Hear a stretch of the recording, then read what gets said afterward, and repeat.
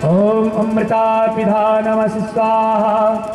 ओम सत्यम यशः श्रीर्मयि श्री श्रयतां स्वाहा। हाथ धो लीजिएगा। बाएं हाथ में जल लें, फिर चम्मच जल दाहिने हाथ की उंगलियों को संपुट करके डुबाएं। शिखा मूल पर गांठ लगाएं। शिखा न हो तो शिखा स्थान पर हाथ रखते हुए शिखा का वंदन करें। हो गया बंद कर दे रिकॉर्डिंग। नमः ओम मातृवत्लालयित्री च पितृवत् मार्गदर्शिका नमोस्तु गुरुसत्तायै श्रद्धा प्रज्ञायुता च या। ओम श्री गुरुवे नमः। आवाहयामि स्थापयामि ध्यायामि। ओम मायातु वरदे देवी त्र्यक्षरे ब्रह्मवादिनी गायत्री छंदसा मातः ब्रह्मयोनि नमोस्तुते। ओम श्री गायत्री देव्यै नमः। आवाहयामि स्थापयामि ध्यायामि। मां सरस्वती सरस्वत्यै नमो नित्यं भद्रकाल्यै नमो नमः। वेद वेदांत वेदांग विद्यास्था। आइए भगवान गोपालानंदन बांके बिहारी गोपाल का हम आवाहन करते हैं, वंदन करते हैं। ओम वंशी विभूषित करा नवनीर दाभात पीतांबरा तरुणबिंब फलाधरोष्ठात् पूर्णेन्दु सुंदर मुखार विंदनेत्रात् कृष्णात् परम किमपि तत्त्वमहं न जाने। ओम वसुदेव सुतं देवं कंसचारुमर्दनं देवकी परमानंदं कृष्णं वंदे जगद्गुरुं। ओम श्री वासुदेवाय नमः। आवाहयामि स्थापयामि ध्यायामि। चढ़ा दीजिए वसुदेव भगवान। जो हमारे पुराणों का रचयिता है अच्छा कुछ ले लीजिए, आप सफर ही रहेंगे। बार बार फूल चावल ने वसुदेव भगवान व्यास जी का। ओम व्यासाय विष्णु रूपाय व्यास रूपाय विष्णवे नमो वै ब्रह्मनिधिये वास। ओम श्री व्यासाय नमः। आवाहयामि स्थापयामि ध्यायामि। नमोस्तुते व्यास विशाल बुद्धे उल्लारविंदित प्रज्वालितो ज्ञानमय प्रदीप। ओम श्री व्यासाय नमः। श्री गोपाल कृष्ण देव नमः। श्री गुरुवे नमः। श्री गायत्री देव्यै नमः। श्री सरस्वत्यै नमः। आवाहयामि स्थापयामि ध्यायामि। थोड़ा सा जल चढ़ा दीजिए। आइए गौ माता के पावन चरणों में थोड़ा सा जल छिड़क दीजिए। फूल चावल हाथ में ले लें। स्तुति करें मातेश्वरी माँ गौ माता की। ओम गावो मामो प्रतिष्ठन्तु देवर्षिः पयोमुचः सुरभ्ये सौरभ्यश्च सरितः सागरं यथा गावै पश्याम्यहं नित्यं गावः पश्यन्तु मां सदा गावोऽस्माकं यं तासां यतो। छोड़ दीजिए फूल चावल को। अब पुनः माँ का आवाहन करें, ध्यान करें। पुनः अब नमन करते हुए एक फूल ले लीजिए, माँ के श्री चरणों में समर्पित करेंगे। आगच्छ देवी कल्याणी शुभां पूजां गृहाण च वस्तेन सहिता त्वां देवी मावाहयामहम्। ओम आवाहयामि स्थापयामि नानारत्न समायुक्तं कार्तस्वर विभूषितम् आसनं ते मया दत्तं श्रीहान जगदम्बिके श्री रुद्ररूप्यै गवे नमः। आसनं समर्पयामि। पाँव धुलाने के लिए थोड़ा सा जल समर्पित करें। ओम सौरभे सर्वहिते विक्रमे अर्घ्ये नमोस्तुते। ओम अर्घ्यं समर्पयामि। आचमन कराएं। ओम देह स्थिता श्री रुद्राणी शंकरस्य सदा प्रिया धेनुरूपेण सा देवी मम पापं प्रबोहतु। ओम मुखाचमन्यं समर्पयामि। स्नान कराए मातेश्वरी को। या लक्ष्मी सर्वलोकेषु या च देवे देवस्थिता स्नानम समर्पयामि। वस्त्र को उड़ा दो, वस्त्र को उड़ा दे माता जी को। आच्छादनम गवेदया सम्यक शुद्धम सुशोभिनम सुरभि वस्त्रदानेन प्रियताम परमेश्वरी। हे गौ माता, मैं आपको अत्यंत सुख और सुंदर वस्त्र अर्पित करता हूँ। इस वस्त्र दान से परमेश्वरी सुरभि देवी प्रसन्न हो। ये भाव की आप बढ़ा दीजिएगा, चंदन लगाइएगा।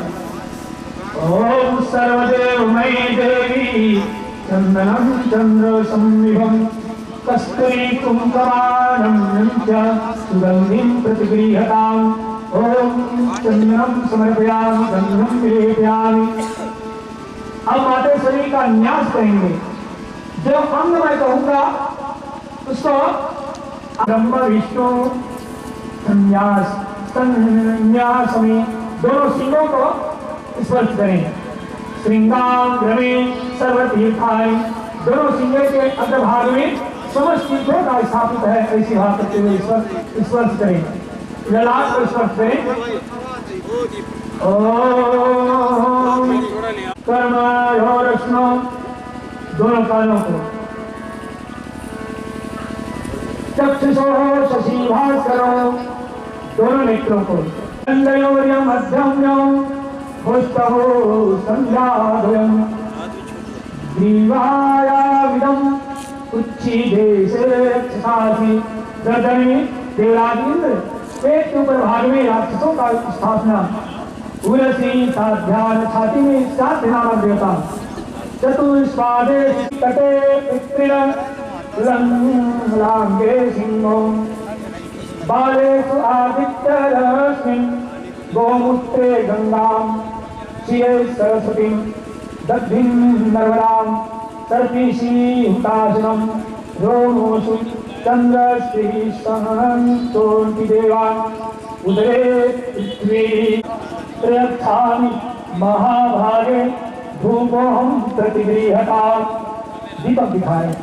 आनंद गीर्घेव च नमो ब्रह्मसुताभ्यश्च पवित्राभ्यो नमो नमः। गावो ममागतः सन्तु गावो मे सन्तु तिष्ठतः। गाव मे हृदये नित्यं गवामत्येव साम्यहम्। सर्वदेवमयी देवी सर्वदेव लरङ्कृते मातर्मा वीरसितं सफलं कुरु नन्दिनीम्। पुनः थोड़ा सा जल समर्पित कर दें। भूयादौ वयं भगवतः श्याम अर्धि। ओम नमो सनन्ताय सहस्रमूर्त सहस्रपादा शिरोरुबाहुः सहस्रनामे पुरुषाय शाश्वते सहस्रकोटि युगधारिणे नमः। सहस्रकोटि युगधारिणे नमः। गो माता की, देवी मैया की, कामधेनु मैया की। आ जाए। दरबार सजाया है हमने तो मिलजुल कर। दरबार सजाया है बस आपकी कमी आप आ जाए। बस आपकी कमी आप आ जाए। हमने तो मिलजुल कर दरबार सजाया है। हमने तो मिलजुल कर दरबार सजाया है। बस आपकी कमी आप आ जाए। बस आपकी कमी आप आ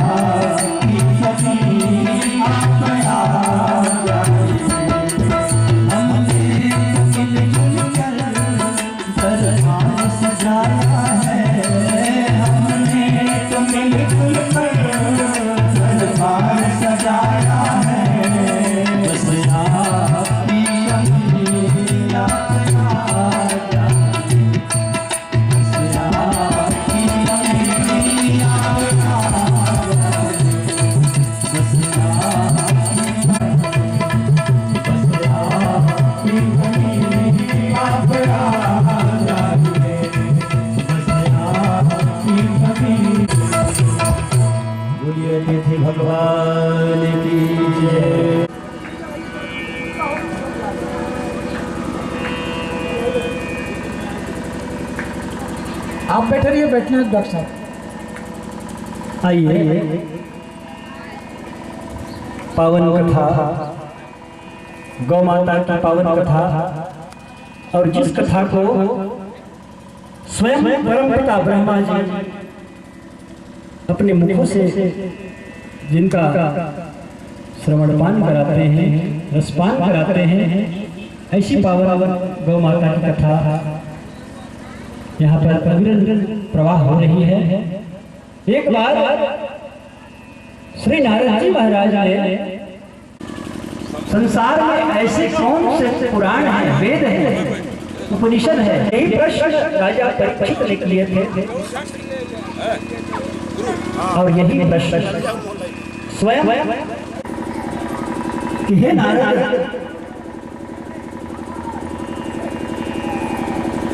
ये संसार में जीवों की मोक्षदायिनी जो पावन कथा है, वह गोकर्ण की भावभीनी कथा है। गोकर्ण महाराज का जीवन स्वयं भगवान श्री रामचंद्र जी के समान हुआ। जिस प्रकार श्री रामचंद्र जी महाराज अपने साथ पूरे अयोध्यावासी को जो है गोलोक धाम ले जाते हैं, प्रभु के धाम ले जाते हैं, वैसे ही गोकर्ण महाराज ने भी अपने जीवन में वहां के सभी नर नारियों को भगवान से मिलान कराया। और ये गोकर्ण महाराज के जो जन्म की कथा है, वो संस्कारिक ऋषियों ने श्री नारद जी महाराज को कहे कि एक बार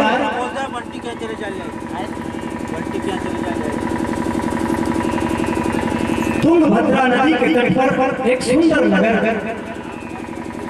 थे, और उस नगर में एक प्रचंड विद्वान ब्राह्मण देवता रहता। उनका नाम था आत्मदेव महाराज। और ये आत्मदेव प्रभु की भजन कीर्तन, पूजा पाठ आदि कराते थे। उनका नित्य का ही कार्य था, तो प्रभु के कार्यों में ही लीन रहते थे। ये भैया कुछ हमारे भाई लोग ध्यान दे, बच्चे जो कल परसों बहुत सुंदर थे, पर उनका स्वभाव हठीली थी। उनके यहाँ सब कुछ था आत्मदेव महाराज के पास, पर एक ही होने के कारण वह ब्राह्मण देवता सदा दुखी रहते थे। और दुखी होने के कारण धुंधली उनको प्रतिदिन खरी खोटी सुनाती थी कि आप इतने पूजा पाठ करते हैं, कर्मकांड कराते हैं, पर खुद ही आप निसंतान हैं। एक दिन धुंधली के इस प्रकार बातों से चिढ़ करके आत्मदेव महाराज अपने घर का त्याग करते और घर के त्याग करके वह तीर्थ यात्रा को निकल कर चलते चलते आत्मदेव महाराज एक दिन एक गांव के तालाब के किनारे बैठे हुए, अति उदास आत्मदेव महाराज। उसी समय एक संत उनके समीप पहुंचे, क्योंकि जिनके जीवन में संतों का पदार्पण हुआ, जिनके जीवन में संतों का पदार्पण हो गया, उसका जीवन का भाग्य ही खुल जाता। क्योंकि राम की रजाई अर्थात भाग्य की लकीर को पलटने वाले अगर संसार में कोई है तो वह है संत। संतों के दर्शन से, संतों की सेवा से व्यक्ति का भाग्य की रेखा भी पलट जाता है। इसलिए संतों का दर्शन, संतों की सेवा जरूर करनी चाहिए, पर संतों का स्वभाव, संतों का जीवन, संतों का चरित्र, उनकी पूजा। ऐसे ही संतों की सेवा से एक बालक को नवजीवन प्राप्त हुआ। क्योंकि जिनके जीवन में संत आ जाते हैं तो उस ब्राह्मण देवता के समीप वह संत पहुंचे और कहे कि हे ब्राह्मण देवता, देखने में आप तो ब्राह्मण लग रहे हैं, कर्मकांडी लग रहे हैं, पर आपके मस्तिष्क पर, आपके भाल पर इतनी चिंता की लकीरें क्यों? देव ब्राह्मण कहते हैं कि महाराज आपने ठीक पहचाना, मैं ब्राह्मण ही नहीं,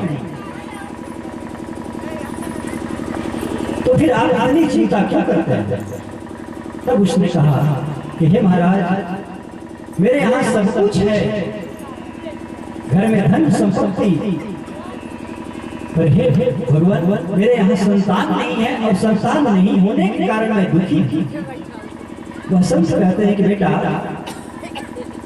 संतान तुमको प्राप्त हो जाएगा तो क्या तुम्हारा दुख समाप्त हो जाएगा? बोले हाँ महाराज, अगर मुझे संतान प्राप्त हो जाएगा तो मेरा सारा दुख समाप्त हो जाएगा।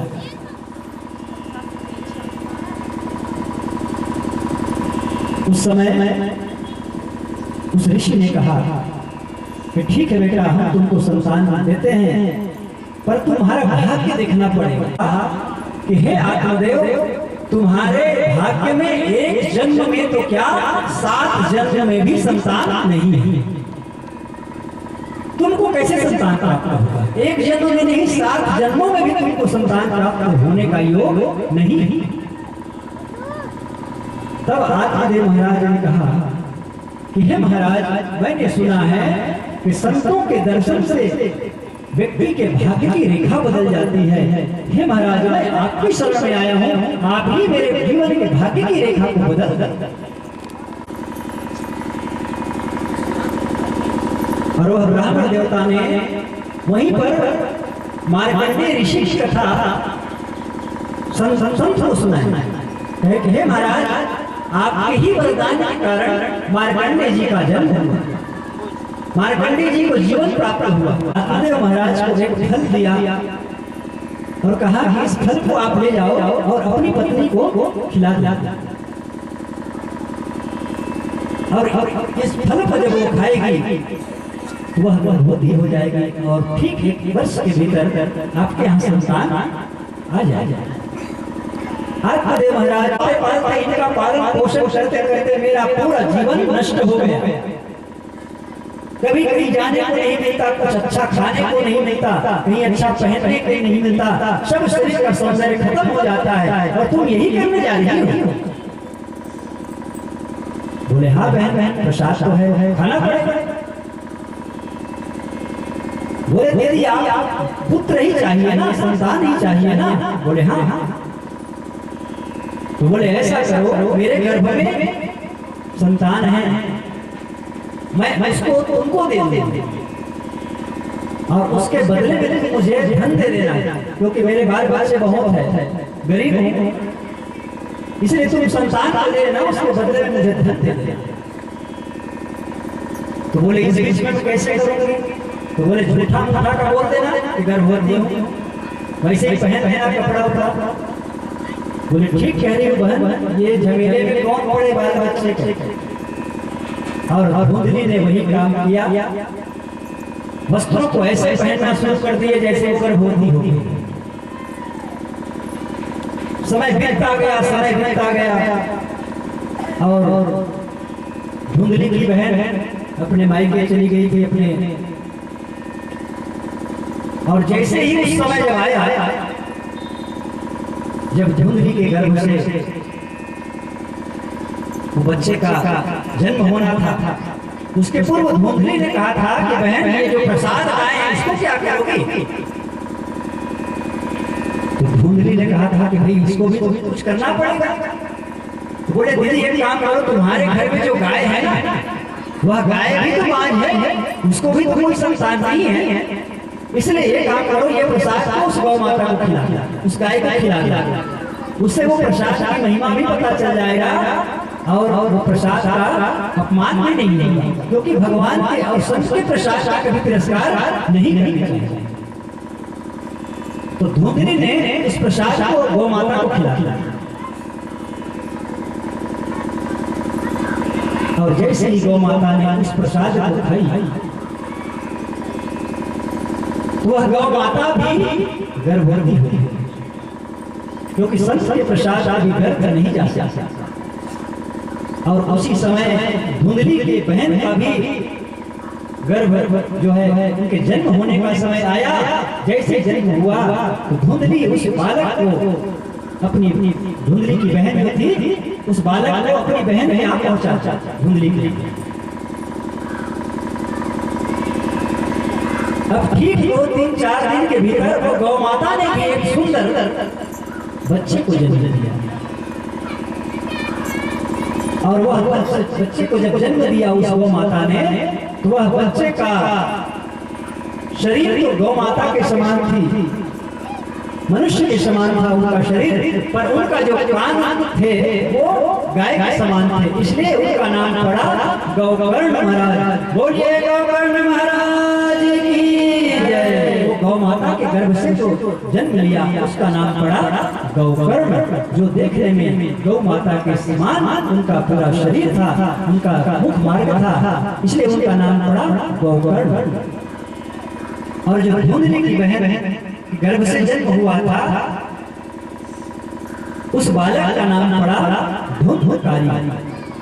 आप सभी ने इस कथा को श्रवण पान किए हैं, पर यह पद्म पुराण की कथा है। इस कथा में केवल गौकर्ण की कथा को वर्णन किया गया है कि गौ माता के गर्भ से जो हुआ उन्होंने श्रीमद् भागवत कथा का रसपान कराया। आज कथा तो होती है, गांव-गांव में होती है, शहर-शहर में होती है, पर कथा का प्रभाव क्यों नहीं पड़ता? क्योंकि न तो कथा सुनाने वाले गौ माता की कभी सेवा कर पाते हैं, न ही गौ माता की कभी रक्षण करने वाले हैं। श्रीमद् भागवत कथा तो वही रसपान करा सकते हैं जो स्वयं गौपुत्र होगा, जिनका जन्म, जिनका जीवन गौ माता की सेवा में लगा होगा, वही श्रीमद् भागवत कथा को रसपान कर सकते हैं। इसलिए गौकर्ण महाराज का जब जन्म हुआ वह बालक जो है संस्कारी था, पूरा जीवन उनका जो है संस्कार में व्यतीत होता था।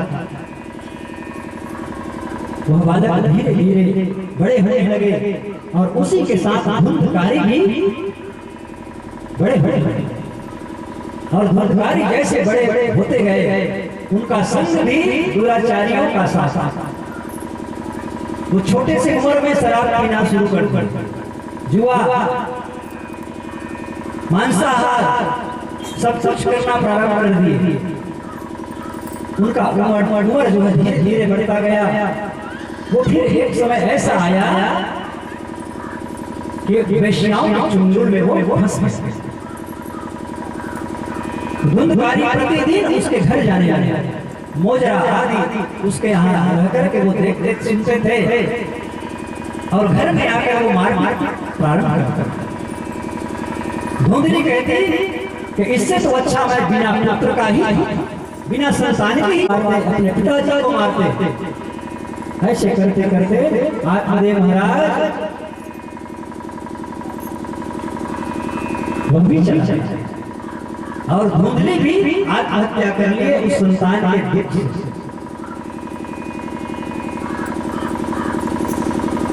अब वो गोकर्ण जैसे बढ़ते गए वह भी उन्होंने देखा धुंधकारी के अत्याचार, तो वह भी घर को त्याग करके तीर्थ यात्रा में चल। अब धुंधकारी बिल्कुल अकेला पड़ा, स्वतंत्र हो गया और स्वतंत्र होने के कारण वह वेश्याओं को अपने ही घर पे आया और मदिरा मांस आदि भक्षण करके वह वेश्याओं के साथ ही वहां गुजर बसर करने लगे। एक दिन उन वेश्याओं ने कहा कि हे स्वामी, और उनके सारे आभूषण चुरा करके ले आए। वेश्याओं ने उनको पहन लिए और पहन करके उसी समय धुंधकारी जो है शराब आदि पिए और सो गए। उन वेश्याओं ने सोचा कि हमारे ये पति हैं, चोरी करके लाए हैं, कल राजा को पता चलेगा उनके आभूषण को चोरी हुआ है तो आएंगे और इसको पकड़ करके ले जाएंगे, उनके साथ ही हमें भी ले जाएंगे, इसलिए कहे इसको आज मार दिया जाए। और उन वेश्याओं ने सोए हुए धुंधकारी के गले पर रस्सी डाला, दो ने इधर खींचा, दो ने इधर खींचा और ऐसा खींचा,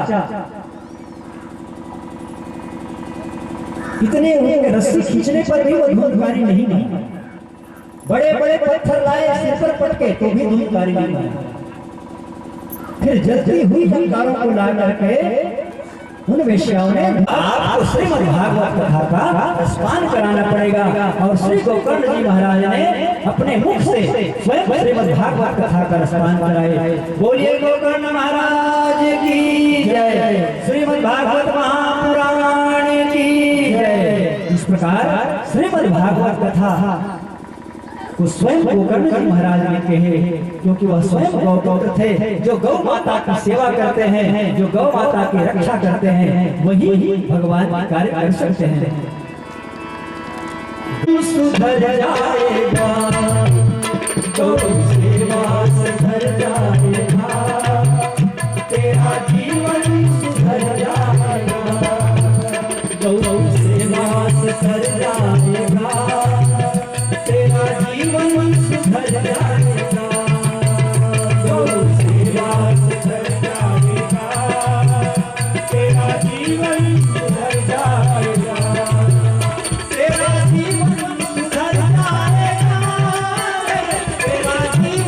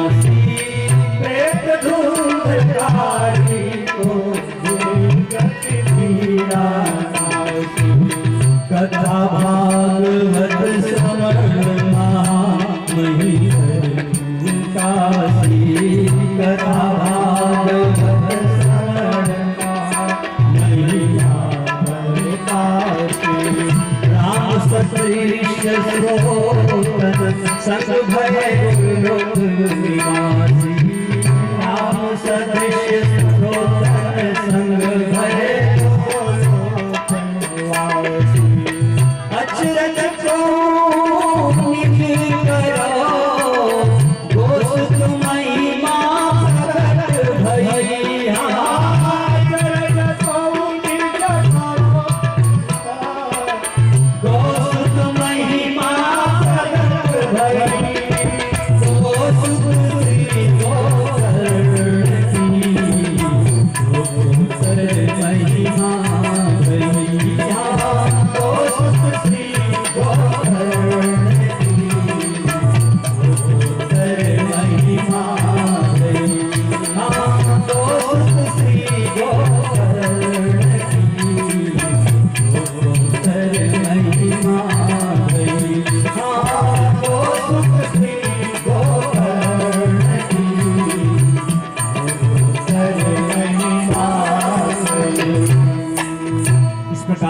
गोकर्ण जी महाराज का जीवन सर्वत्र धर्म की राह पर चला और श्री रामचंद्र जी के समान उनका महान व्रत प्रसिद्ध हुआ।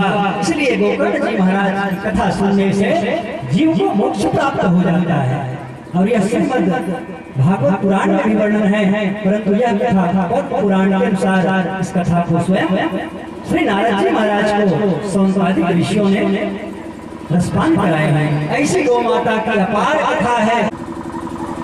और इस संकट आने के कारण आज गौ माता त्राहित्राही होने लगी और वह गांव से प्रतिदिन कसाईयों के हाथ में जाती। इसलिए हे बहनों भाइयों, ये गौ माता की महिमा अपार है। इनको स्वयं भगवान धर्मपिता ब्रह्मा जी देवराज इंद्र को प्रदान करते हैं। अग्नि देवता को इस कथा को श्रवण कराते हैं। जिस गौ माता की सेवा से महर्षि जमदग्नि महाराज के जीवन में परशुराम जैसे गौ भक्त का प्रागट्य हुआ। बोलिए परशुराम भगवान की जय। यहाँ भगवान परशुराम ने जन्म क्यों लिया और उनके जन्म लेने के पीछे कौन सा कार्य था और किस कार्य के लिए भगवान परशुराम जी ने अवतार धारण किए महर्षि जमदग्नि महाराज। यहाँ व्यक्ति जब असहाय रहता है तो उसे कुछ नहीं सोचता। वह मन ही मन सोचता है कि मुझे कुछ सहारा मिल जाए तो मैं अपने जीवन में ये कार्य करूंगा, वो कार्य करूंगा, भगवान की पूजा करूंगा, भक्ति करूंगा। पर वह असहाय व्यक्ति को किसी की सहायता प्राप्त हो जाती है, सहायता मिल जाती है, वरदान मिल जाता है, अनुदान मिल जाता है, तो वह मनुष्य फिर सबको भूल जाता है। धर्म कर्म के मार्ग को भूल कर वो फिर धर्म के मार्ग को चुन लेते हैं। और यही स्वभाव उसके अंत का कारण बन जाता है। एक बार यही कारण हुआ एक चक्रवर्ती सम्राट के साथ। राजा जन्मेजय ने भगवान व्यास जी से प्रश्न किया, कहे व्यास जी महाराज, क्षत्रिय वंश का विनाश क्यों हुआ? भगवान परशुराम जी ने कहते हैं कि हे राजा, यह कथा बहुत ही मन को आकृष्ट करने वाली है, मन को पीड़ा पहुंचाने वाली कथा है। इस कथा को वही श्रवण मान कर सकते हैं जिनके जीवन में, जिनके मन में, जिनके हृदय में कठोरता हो।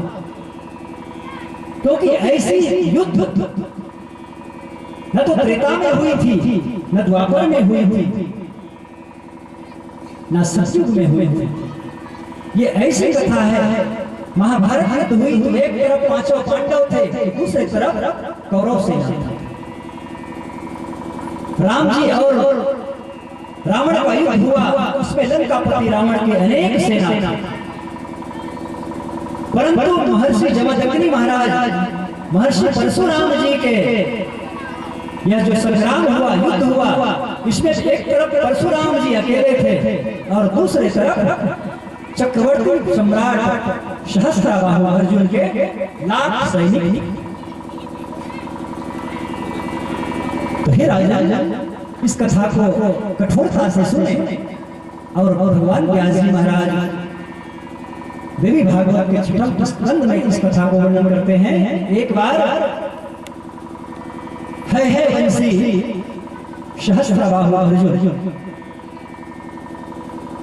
पूरे धरती के चक्रवर्ती सम्राट हुए और वो सभी देशों पर अपने धर्म की ध्वजा, अपने राज्य की ध्वजा फहराते फहराते वो पूरे विश्व में भ्रमण करते करते एक दिन महर्षि जमदग्नि के आश्रम पर पहुंचे। जैसे ही महर्षि जमदग्नि के आश्रम पर पहुंचे, महर्षि जमदग्नि महाराज ने देखा कि हमारे आश्रम पर राजा सहस्त्रबाहु आए हुए हैं। महर्षि ने कहा कि हे राजा, आप पूरे विश्व के राजा हैं, चक्रवर्ती सम्राट हैं और आप हमारे आश्रम पर पहुंचे हैं, तो हम आपकी सेवा करना चाहते हैं, आपकी स्वागत करना चाहते हैं। सहस्त्रबाहु ने कहा कि हे ऋषि, आप तो ऋषि हैं, संत हैं और आप मेरी सेवा करना चाहते हैं, मेरी सत्कार करना चाहते हैं। हे ऋषिगण, हे ऋषिवर, मैं अकेला नहीं हूँ, मेरे साथ 10,000 घुड़सवार हैं और 10 लाख पैदल सैनिक। क्या उनकी सेवा सत्कार आप कर सकते हैं? बोले एक गिलास जल की भी व्यवस्था करना चाहे तो भी मुश्किल है, नामुमकिन है। महर्षि जमदग्नि महाराज ने कहा कि हे राजा, कृपा करके मुझे आप सेवा का अवसर प्रदान करें। उसी समय सहस्त्रबाहु अर्जुन ने कहा कि हे ऋषि, आप अपनी इच्छा पूरी कर सकते हैं। उसको महर्षि जमदग्नि महाराज को प्रदान किया गया और ये गौ माता नंदा के समीप पहुंचे महर्षि जमदग्नि और कहे कि हे गौ माता, मैं जमदग्नि आपसे आज सेवा की कामना करता हूँ। मेरे यहाँ सहस्त्रबाहु अर्जुन सैनिक सहित पधारे हैं माँ, मैं उनकी सेवा सत्कार करना चाहता हूँ। सैनिक के साथ आप मेरी रक्षा करें, मेरी कृपा करके आप उनकी सेवा की सत्कार की व्यवस्था करें। उसी समय गौ माता नंदा ने एक प्रलयकारी हुंकार भरी और जमदग्नि से कहने लगी कि हे वत्स, तुम चिंता न करो। उसी समय गौ माता नंदा ने अपने दिव्य शरीर से 56 व्यंजन प्रदान करने लगे। पूरा जो सैनिक थे सहस्त्रबाहु अर्जुन के आए थे। उसी समय सहस्त्रबाहु ने भी कहा कि ऐसा भोजन मैं स्वयं कभी अपने राजभवन में नहीं किया। परंतु राजा थे और राजा का कहीं अहंकार हो गया, राजा का अहंकार हो गया तो उसके अहंकार से प्रजा का विनाश हो जाता। और उसी समय सहस्त्रबाहु अर्जुन ने कहा कि हे ऋषिवर, आप तो ऋषि हैं, भक्त हैं। वो लंकापति रावण है, उस लंकापति रावण को सहस्त्रबाहु अर्जुन ने अपने कैद खाना में रखा है। उस लंकापति रावण को तो उससे छुड़ा यही हमारी गुरु दक्षिणा। भगवान परशुराम जी उसी समय वो तपस्या में गए हुए थे और जैसे ही वापस जब अपने आश्रम पर पहुंचे तो उन्होंने देखा जमदग्नि महाराज घायल अवस्था में पड़े थे। लहूलुहान पूरे उनके आश्रम में सभी संत घायल अवस्था में पड़े हुए थे। माता रेणुका छाती पीट रही थी, बेटा परशुराम, बेटा परशुराम, बेटा परशुराम का उच्चारण माता रेणुका लगा रही थी। उसी समय जब भगवान परशुराम पहुंचे तो देखा आश्रमों की व्यवस्था, तो कहे माँ यह सब किसने किया?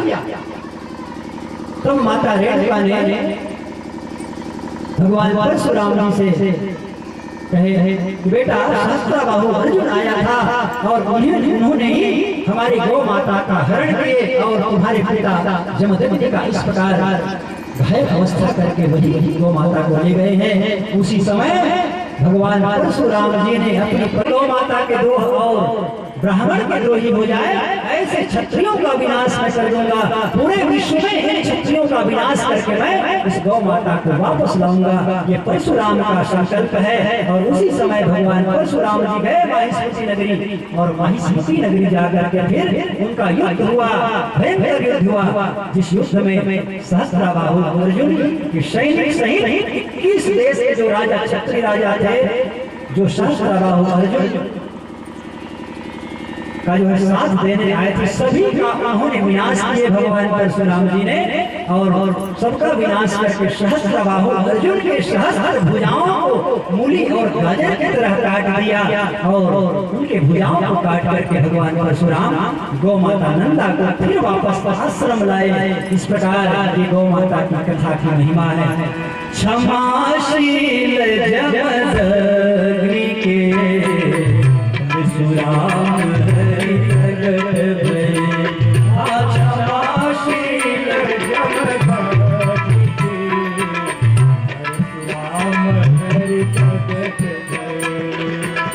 सहस्त्रबाहु भुज काट हथों आश्रम लाए, सहस्त्रबाहु भुज काट हथों आश्रम लाए। पिता कही तीर्थ यात्रा को लाए, पिता कही पाप तीर्थ यात्रा को लाए।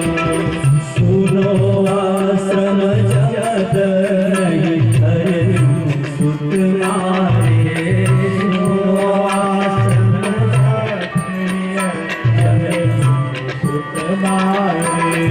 राम धरा इस बार क्षत्रिय संहारे, राम धरा इस बार क्षत्रिय संहारे। जीत भूमि कश्यप धरी, सप्तऋषिन जमदग्नि भये। जीत भूमि कश्यप धरी, सप्तऋषिन जमदग्नि भये। क्षमाशील जमदग्नि के परशुराम हरि प्रकट भये। क्षमाशील जमदग्नि के परशुराम हरि प्रकट भये। क्षमाशील जमदग्नि के परशुराम हरि प्रकट भये। जैसे ही सहस्त्रबाहु अर्जुन का वध करके भगवान परशुराम जब आश्रम पर आए गौ माता नंदा को लेकर के, तब भगवान परशुराम से जमदग्नि महाराज कहते हैं कि बेटा, तुमने राजा सहस्त्रबाहु अर्जुन का वध करके अच्छा नहीं किया बेटा, क्योंकि राजा और ब्राह्मण समान माने, क्योंकि राजा के राज्य में अनेक ब्राह्मण निवास करते हैं। और जमदग्नि महाराज के आश्रम पर जब आते हैं तो अकेला पाते हैं 4 बेटे जमदग्नि महाराज के गर्दन को काट डालते।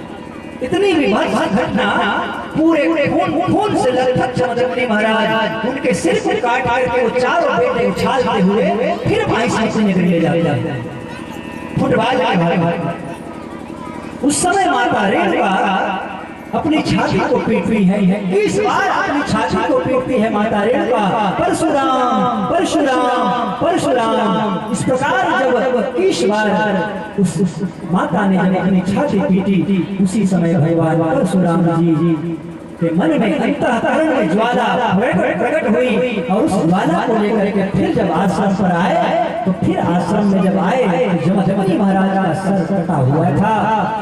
उसी समय फिर परशुराम जी महाराज ने सहस्त्रबाहु अर्जुन के 4 बेटों का वध कर दिए और फिर धर्म की स्थापना किए। इसलिए भगवान परशुराम जी का जो जीवन है वह सदृश्यो मम धैर्य वीर्य यशो शौर्यं विक्रमेणोजसा न त्वं मूढं विजानेषि ब्राह्मणं क्षत्रियादवरं सहितो ब्रह्माणेन क्षत्रिय शास्त्री वै प्रजाः ब्राह्मणाः संश्रिताः क्षत्रं ब्रह्माश्रितं क्षत्राद्ब्राह्मणां तैव कथं ब्राह्मणो वरः। भगवान व्यास जी ने महाभारत के शास्त्र में इस श्लोक का वर्णन किया है। और इस प्रकार भगवान कसाई ले जाते हैं काटने के लिए। बड़ा ध्यान से सुनेंगे, करुण रस है इस भजन में। और ये कौन है जो हमें ले जा रहे हैं? तो गौ माता कहती है कि बेटा ये हमें मारने के लिए ले जा रहे हैं, काटने के लिए ले जा रहे हैं। गौ माता बछड़े के साथ साथ कतल खाने पहुंच जाती है और वह कतल खाने हमारे माध्यम से पहुंचती है। जब तक गाय दूध देती है, जब तक बैल खेती करता है तब तक हम उसको रखते हैं, और जब गाय और बैल बूढ़े हो जाते हैं, गाय बूढ़ी हो जाती है तो उसे हम कसाईयों को दे देते हैं। और वह गौ माता जाकर के कतल खाने में कट जाता है। आइए ऐसे व्यथा गौ माता अपने बछड़े से कहती है। जरा ध्यान से सभी लोग सुनेंगे, गंभीरता से सुनिएगा, थोड़ा आवाज सुनिए, गंभीरता से इस गीत को सुनेंगे, भजन को ध्यान लगा करके। वधशाला में बछड़े का ये गौ से बयान है, किसका मकान माये किसका मकान है। वधशाला में बछड़े का ये गौ से बयान है, किसका मकान माये किसका मकान है। वधशाला में बछड़े का ये गौ से बयान है, किसका मकान माये किसका मकान है। वधशाला में बछड़े का ये गौ से बयान है, किसका मकान माये किसका मकान है। बछड़ा माँ से पूछता है तो वो माँ रोती हुई अपने बेटे से उत्तर देती है, लाया था पकड़ के हमको नीले कपड़े वाला कौन, लाया था पकड़ के हमको नीले कपड़े वाला कौन, इस घर में बांध करके लगा गया ताला कौन, इस घर में बांध करके लगा गया ताला कौन। ये हमें कौन लाया और इस घर में लाकर के बांध दिया, ताला लगा दिया? माँ ये कौन है? घड़ियों का ढेर धरिए, घड़ियों का ढेर धरिए, दुर्गंध की खान है, किसका मकान माये किसका मकान है। घड़ियों का ढेर धरिए, दुर्गंध की खान है, किसका मकान माये किसका मकान है। वधशाला में बछड़े का ये गौ से बयान है, किसका मकान माये किसका मकान है। वधशाला में बछड़े का ये गौ से बयान है, किसका मकान माये किसका मकान है।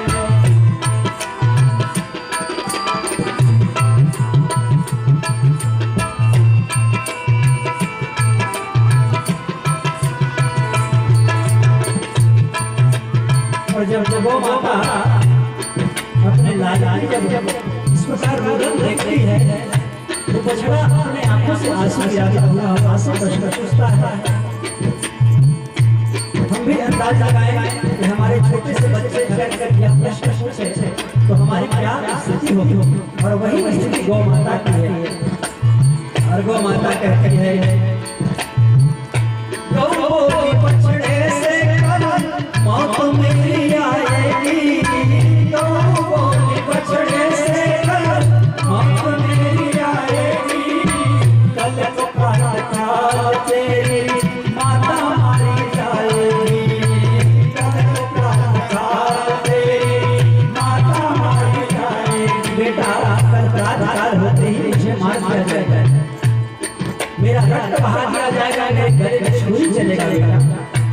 और ये जो पकड़ करके लाया ये कसाई है। मुझको जो मारेगा ये, मुझको जो मारेगा ये, वही बेईमान है, उसी का मकान बेटा, उसी का मकान है। मुझको जो मारेगा ये, वही बेईमान है, उसी का मकान है बेटा, उसी का मकान है। वर्षाला में बछड़ेगा ये, गौ से लगान है, किसका मकान माये, किसका मकान है। गौ से लगान है, किसका मकान माये, किसका मकान है। और जब इतना सूखा है वो छोटा सा बछड़ा तो रोने लगता है, उनके दोनों आंखों से आंसू गिरने लगता है। और माँ का हृदय, माँ की ममता माँ ही समझ सकती है। उनके लाल पर जब उनके आंखों के सामने उनके बच्चे पर जब छुरी चलाया जाता है तो माँ के हृदय क्या गुजर होगी ये माँ ही जान सकती है। वो माँ कहती है तो बछड़ा रोने लगता है कि माँ तुम कल मारी जाओगी, तुम काट दिए जाओगी, तो मैं किसका दूध पीऊंगा माँ। बछड़ा बोला माँ से फिर मैं किसका दूध पीऊंगा।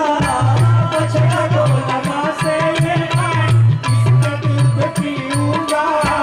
तेरे रिश्तों मेरा किसके सहारे जीऊंगा। तेरे रिश्तों मेरा किसके सहारे जीऊंगा। माँ मैं कैसे रहूंगा तुम्हारे बिना, तुम चल जाओगी। हे माँ मैं किसका दूध पीऊंगा। बछड़ा रोने लगता है तेरे बिना मेरा किसके सहारे जीऊंगा। तेरे बिना मेरा किसके सहारे जीऊंगा। हे मामा ऐसे कोई लाल होंगे जो तुम्हारी रक्षा कर सके माँ, तुम्हारे लिए कार्य कर सके माँ। ऐसे कार्य करने वाले को आवाज लगाओ, कहीं वो आकर के तुम्हारी रक्षा करे, तुम्हारी जान बचाए। और ऐसे वर्तमान समय में जो राजा पद पर बैठे हैं उनको चाहिए कि गौ माता की पुकार सुन करके गौ माता को राष्ट्र माता घोषित कर। पर आज इस देश का राजा भी सोया है, वह स्वयं अपने आप को हिंदू कहता है, पर आज गौ माता उसके समक्ष काटी जा रही है, पर उनका आंख बंद है, उसकी आंख खोलना चाहिए। और अगर समय रहते हुए की आंख नहीं खुली तो बहुत दिन तक सत्ता में ही वो बैठ नहीं पाएगा। इसलिए गौ माता के बछड़े कहते हैं, कहता है कि माँ ऐसा सब कोई होगा। उत्तर प्रदेश में हमारे योगी राजा पुकारो माँ, जाके कह दो योगी जी से, जाके कह दो योगी जी से, जो मंत्री प्रधान है वही इंसान बेटा, वही इंसान है। जाके कह दो योगी जी से, और योगी जी से भी कह दो माँ, और मोदी जी से भी कह दो, उसका भी आँख खुल जाए। जाके कह दो मोदी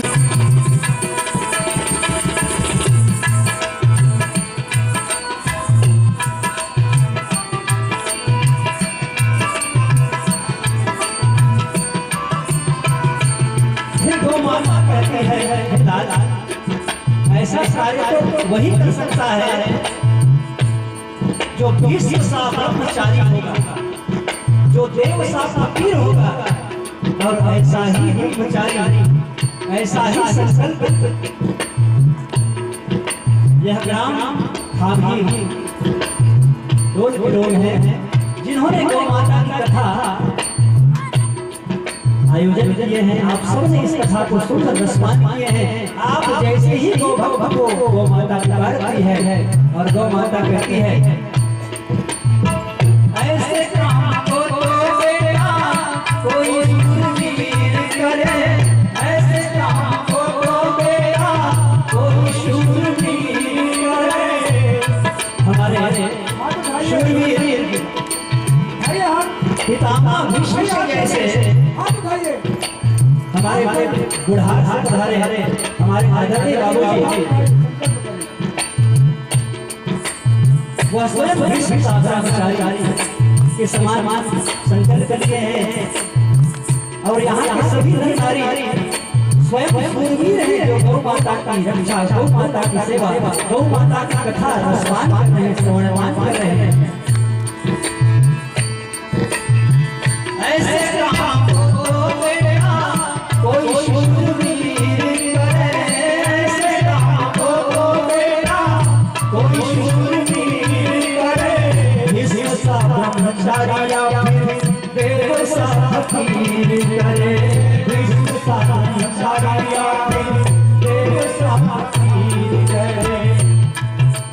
मध्य प्रदेश में गौ भक्तों की, मध्य प्रदेश में गौ भक्तों की पावन स्थान है, यही स्थान